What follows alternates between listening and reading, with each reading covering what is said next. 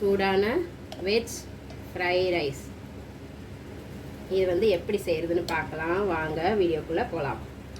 இது வந்து சின்னவங்கலேருந்து பெரியவங்க வரைக்கும் ரொம்ப விரும்பி சாப்பிடுவாங்க. இதை எப்படி செய்கிறதுன்னு பார்க்கலாமா?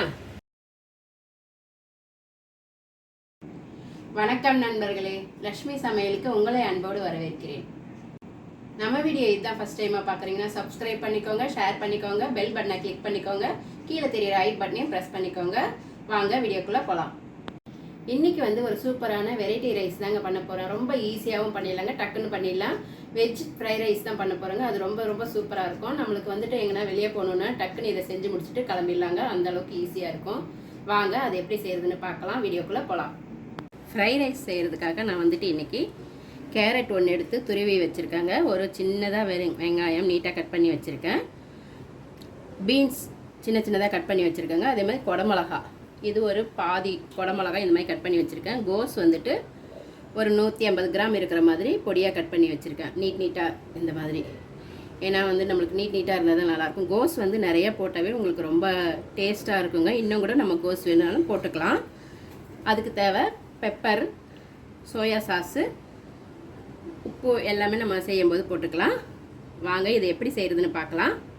நான் வந்து பச்சரிசி சாதம் நல்லா வடித்து ஆற வச்சு எடுத்து வச்சுருக்கேங்க. நம்ம வந்து சாதம் வந்து ஆறி இருந்தால் தான் நம்ம போட்டு கலக்கும் போது குழையாமல் இருக்கும். அப்போ தான் நம்மளுக்கு உதிரியாக வரும். வாங்க செய்யலாம். வந்து இப்போ ஸ்டவ்வில் பெரிய பானலி போட்டிருக்காங்க. அதில் கொஞ்சமாக எண்ணெய் ஊற்றிக்கலாம். இது ரொம்ப சிம்பிளாக பண்ணிடலாங்க. நம்மளுக்கு குழம்பு எதுவுமே இல்லாத நேரத்தில் இந்த மாதிரி காய்கறி மட்டும் இருந்தால் போதும். சாதத்தை வடிச்சிட்டு ரொம்ப ஈஸியாகவே பண்ணிடலாம். இப்போ கொஞ்சம் எண்ணெய் ஊற்றிக்கிறேன். இப்போ வந்து வெங்காயத்தை எண்ணெய் சூடானதும் அதில் போட்டு நல்லா வதக்கிக்கலாங்க. கருவேப்பிலை போட்டுக்கலாம். நம்ம வந்து வெங்காயம் வந்து நான் எப்பயுமே ஃப்ரை ரைஸ்க்கு கம்மியாக தாங்க போடுவேன். அப்போ தான் நல்லாயிருக்கும் டேஸ்ட்டு. அவ்வளோவா போடக்கூடாது, சும்மா அந்த வாசனைக்காக ஃப்ளேவருக்காக நான் போடுவேன்.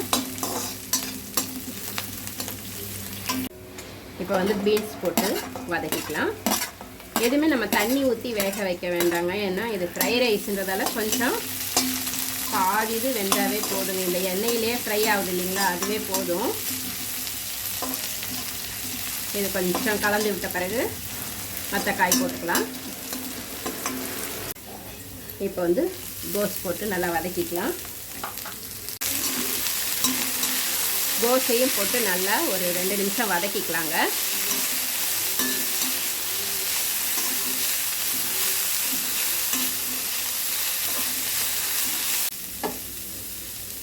இப்போ வந்து குடமிளகா போட்டுக்கலாம்.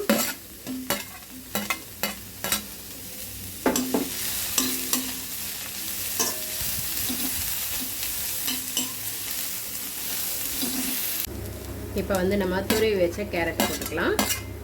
கேரட்டுனா அப்படியே வதங்கிடும். இதையும் போட்டுமே எல்லாம் நல்லா கலந்து விட்டுக்கலாங்க.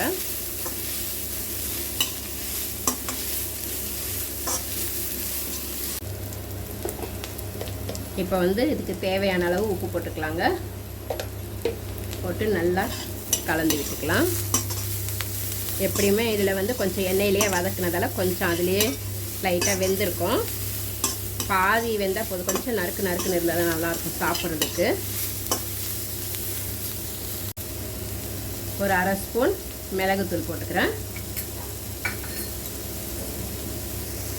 1/2 ஸ்பூன் தனி மிளகாய்த்தூள் போட்டுக்கிறேங்க. எப்போயுமே நான் கொஞ்சம் மிளகாத்தூள் போட்டுருப்பேன். ஏன்னா நான் இப்படி தான் செய்வேன். ரொம்பவே நல்லா இருக்குங்க. இது மாதிரி செஞ்சு சாப்பிட்டு பாருங்கள். இப்போ இது எல்லாமே வதக்கிட்டு நம்ம ஆற வச்சுருந்த ரைஸை இதில் போட்டுக்கலாம். இப்போது நம்மளுக்கு எவ்வளோ தேவையோ அந்த அளவுக்கு சாதம் போட்டுக்கலாங்க. இப்போ வந்து நம்ம ஸ்டவ் வந்து ஸ்லோ பண்ணிவிட்டு மெதுவாக கலந்து விட்டுக்கலாங்க. நான் ஏற்கனவே வந்துட்டு பாஸ்மதி ரைஸ் வச்சு ஃப்ரை ரைஸ் செஞ்சுருக்கேன். இது வந்து நம்ம ஆர்டினரி பச்சரிசி பொன்னி ரைஸில் தான் செஞ்சுருக்கேன். எதில் வேணாலும் பண்ணலாங்க, நம்மளுடைய இஷ்டம் தான். பாஸ்மதி ரைஸ்னால் நம்ம கடைகளில் வாங்கி சாப்பிட்ற மாதிரி இருக்கும். இதுவுமே நல்லாயிருக்கும். இப்போ வந்து இதில் ஒரு ஸ்பூன் இருக்கிற மாதிரி சோயா சாஸ் போட்டுக்கலாம்.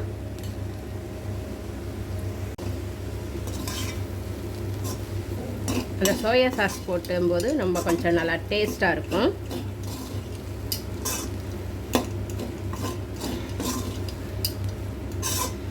நம்மளுக்கு இன்னும் கூட கோஸ் போட்டுக்கலாங்க. கோஸ் நிறையா இருந்தால் நல்லா தான். வெஜிடேபிளும் உங்களுக்கு தேவையான அளவு. எங்கள் வீட்டில் வந்துட்டு நாங்கள் இவ்வளோ தான் போடுவோம். கோஸ் தான் அதிகமாக போடுவோம். அவ்வளோதாங்க, நம்மளுக்கு சூப்பரான வெஜிடேபிள் ஃப்ரை ரைஸ் ரெடி. நீங்களும் உங்கள் வீட்டில் ட்ரை பண்ணி பாருங்கள். இது வந்து பேச்சுலருக்கு கூட ரொம்ப ஈஸியாக செஞ்சு முடிச்சிடலாங்க.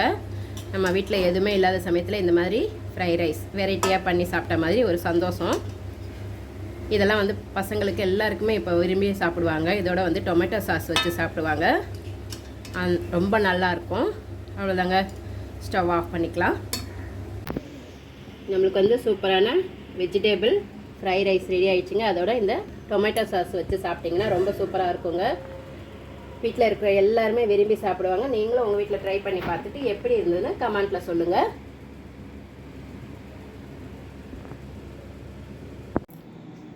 அடுத்த வீடியோவில் வேறு ஒரு டிஷ்ஷோடு சந்திக்கிறேன். நன்றி, வணக்கம்.